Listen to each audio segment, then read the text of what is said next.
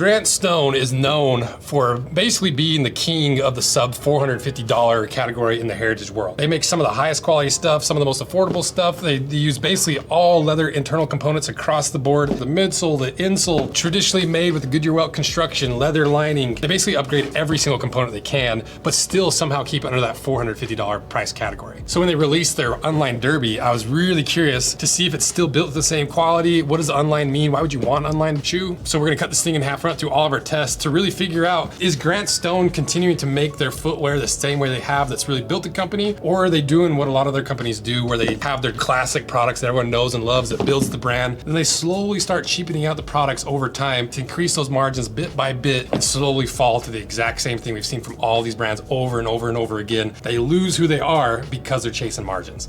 That's what we're gonna figure out. So then what is this shoe? Well, the brand is Grant Stone. The style is the Unlined Derby in the sand suede. They weigh 1 pound, 6 ounces. They retail for $395. They're made in China, and the way they position this product is the Unlined Derby is the ultimate zero break-in shoe, designed for those who want the durability of a Goodyear welted boot with the immediate out-of-box comfort of a slipper. What makes the Unlined Derby so immediately wearable is the combination of Charles F. Stead beautifully velvety Janus butt suede and Butyl dipped leather outsole. These lightweight components still offer the incredible strength of Goodyear welted footwear. If you do want a pair of these, check them out via links in my description. So now I'll start looking at the materials, because one thing that I really like about Grant Stone is Wyatt, the CEO, he's basically gone around the world and collected all his favorite leathers for all the various components. Like I think in this diesel boot, like the lining's from Milwaukee, but the upper leather's from a different tannery, the outsole's from another different tannery, and Wyatt slowly picked and chosen all these different leathers, including this one, which is from CF Stead. Because if you don't know who CF Stead is, it's one of the most popular tanneries in the world, especially from the English tanneries, and they specialize in suedes and grain suedes. We did a whole video on this. I can't remember which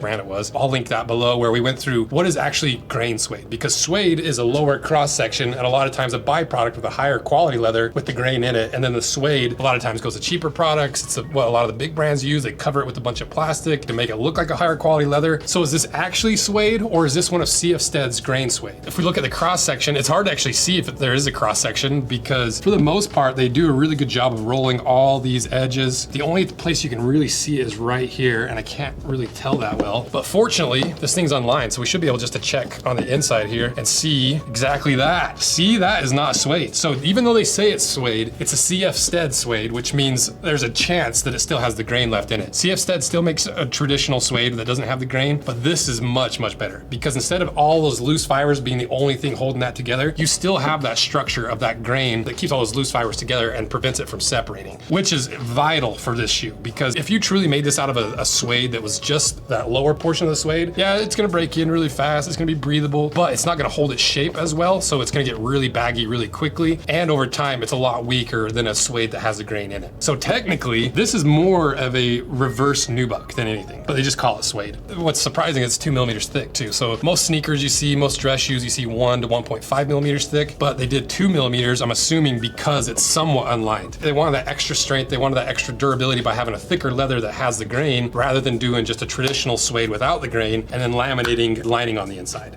And so that is exactly what I was hoping they would do, because you could still get away with it being suede, but for the price point and for the durability and the longevity, I'm really, really glad to see that there's still the grain left in there. I'm curious why they don't call it like a grain suede. To anybody that actually knows leather, they know that this is a lot higher quality than just a true traditional suede. And it even performed really well in the puncture test. It took 235 pounds to puncture through. To me, Grant Stone did a really good job of choosing this specific leather for an unlined dress shoe. But how is it unlined? What does that even mean? Because if you look on the inside here, you can see there's a lining in there. The lining wraps all the way around the heel. I like the lining. It's actually interesting because you got a little bit of an asymmetrical lining on the inside, because you got a seam right there, no seam on this side. So it's even a really simplified version of doing a lining where you don't have that failure point of that stitch line going right up the heel. It's gonna cause some extra wear that can eventually wear out. They've moved it to the side, which I don't actually know why they did it, but it's a smart way to keep that heel really smooth, keep it a little bit more durable, and still be able to use multiple pieces instead of one solid piece all the way around. That is really cool. But if I look deeper in there, if I get these laces undone,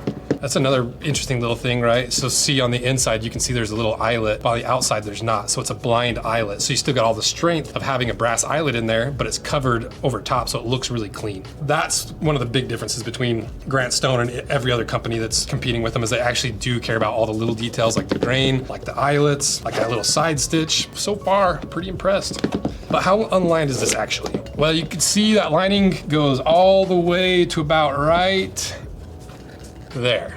So it looks like it's unlined in the toe only, but I still feel a toe stiffener in there. So it's for sure lined up to there. And then if I feel in there, it feels like there's just a little micro lining right there. So we'll see when we really get it cut in half. So it is true that it is unlined, but it's lined in the structural parts where you need that heel counter, where you need a little bit more rigidity for the laces. But in the parts where you can have it unlined, it looks like they kept it pretty unlined. I wonder how much of a difference that actually makes by just having that one small portion unlined. Then if we look at the actual insole, what you're standing on, classic Grant Stone, you can see the inside of this boot. You see that half sock liner with the foam underneath, full length veg tan insole. And that looks to be the exact same thing they did with this, which I like because I like having just a little bit of squish in my heel, but there's some brands that don't skive this down to a point, and so you have that hard ledge. That's one thing I really, really appreciate about Grant Stone is they take the time to skive that down. And the beauty of having this traditional Goodyear welted construction with the veg tan insole is it breaks in the shape of your foot, giving you that footprint, it doesn't smell as much, it's extremely durable, and it allows these shoes to be resoled over and over again because it's not just glued together like modern footwear, especially modern dress shoes. This stitch right here that runs all the way around is the structural stitch they're talking about in their description. That's the Goodyear welt construction. It's durable, it's time honored, all these things that they talked about, because this stitch right here sews down through the outsole, and you can see it through that butyl treated outsole, which is a pretty interesting feel too. It's almost like sticky to the touch. It's really interesting. But you can see that stitch line sews through there, and then there's a hidden stitch on the inside that's tucked underneath of this welt that sews into the inside of the boot right there. So eventually when you do wear this leather outsole down, instead of buying a brand new pair of shoes, all you do is take this to your local cobbler, they'll pop the heel off, they'll cut these stitches, put a new outsole on there, and then all they have to do is glue that new outsole on, sew that new stitch line all the way around, re-tack on the heel, and you're good to go. And so that's why people invest in this kind of footwear, is because yeah, it's a big initial upfront investment. It's $400, and a lot of people do that so they can get all these premium materials, they get that premium feel, they get all the value of these higher quality footwear, but you get the added benefit of somewhat being able to justify it to your lady. Hey, I get to resole these. Like when I wear these out, I don't need to buy a brand new pair. I just take them to the cobbler. At the end of the day, are you better off buying 3 or 4 cheap pairs of shoes compared to resoling a higher quality pair a couple times? Straight value wise, you're probably still better off going than buying cheap Walmart shoes if all you care about is value, but you don't get that refined look. You don't get the high-end materials. You don't get the precision and the methods to make this style of footwear. And so that's part of how people justify these higher quality footwear, especially in the more dressy shoe world where appearance and aesthetic actually matters. And really the last thing to talk about is that butyl treated outsole, where if I remember, I think butyl is like a bug excretion, if I remember right. Butyl treated outsole, a leather sole infused with a butyl compound. This treatment makes a leather more flexible, highly water resistant, and significantly more durable against harsh elements than standard leather. It also provides a subtle, tacky grip on various surfaces. But what is butyl? Okay, if this says butyl is a synthetic elastopolymer made by copolymerizing isobutylene with a small amount of isoprene. Renowned for its exceptional impermeability to air, moisture, and gases, it's widely used in inner tubes, airtight seals, roofing membranes, and shock absorption mounts. Is that the same butyl rubber as outsoles? According to Stridewise, butyl is a chemical used in making rubber, so that must be right. Interesting, I had no idea. And you can see the color difference between the two and like the stickiness, the sheen difference between them. Now you know, that's what butyl is. So now let's cut these in half, see what's on the inside, see if there's anything different, how this is unlined, and most importantly, is there anything hiding on the inside of these dress shoes that you don't usually see in their boots? Why does nobody sell colorful leather laces? I don't know either. That's why we tracked down the suppliers of the lace makers of some of the highest quality, most durable boots in the entire world. I was like, hey, what if you made some color laces for us? I want to customize my boots. They're trimmable. Leather's better for laces anyways because it has a little bit of stretch. It breaks in over time. They flex as you move rather than being super tight throughout the day. They don't melt if you're welding, and they just look cooler.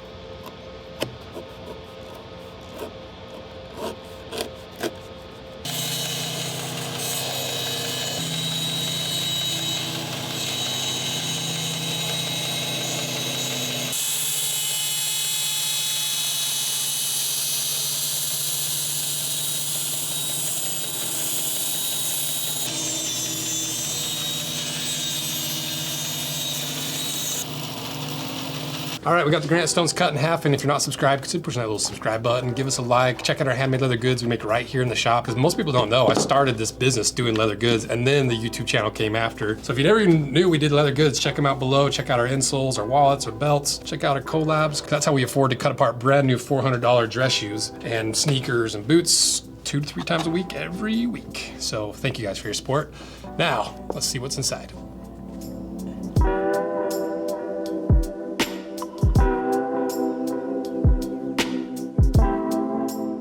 So is it any different whatsoever than the classic Grant Stones? It looks identical, and which is good to see, because I thought for sure that, you know, because it's a dress shoe, they don't need all the heavy duty components. Maybe they're gonna skimp out this and that, but you can see leather outsole, cork filling, leather insole. They do have that little tuck underneath that let's see if we see it in anything else. You can see that synthetic tuck right there. It's in this one as well, and this one, so that's the same. The heel counter is also leather. You can see that big slab of veg tan right there. And now, look at that. So this is technically unlined, but the unlined aspect is only about a 2 to 3 inch gap right at your toe, which is the most important part to have unlined, because that's where you're gonna get all that flexibility. That's where you're gonna get that initial break-in. That's not gonna be nearly as hard as if it was fully lined, but it's not as unlined as I thought it was gonna be, you know, because you've got this toe stiffener that they have to line just a little bit there, and that lining goes all the way up to cover those stitches right here.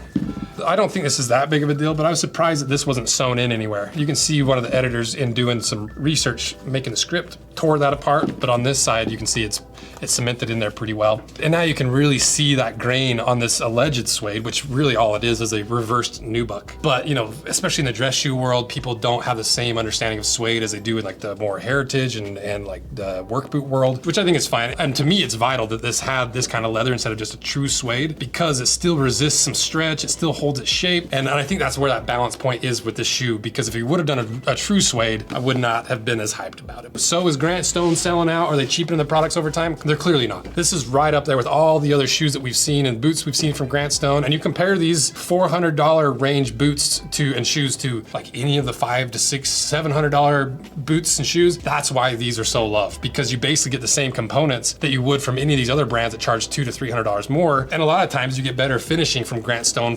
compared to the boots are almost twice the price. So that should be everything you need to know about the Grant Stone Unlined Derbies. Let me know what you guys think.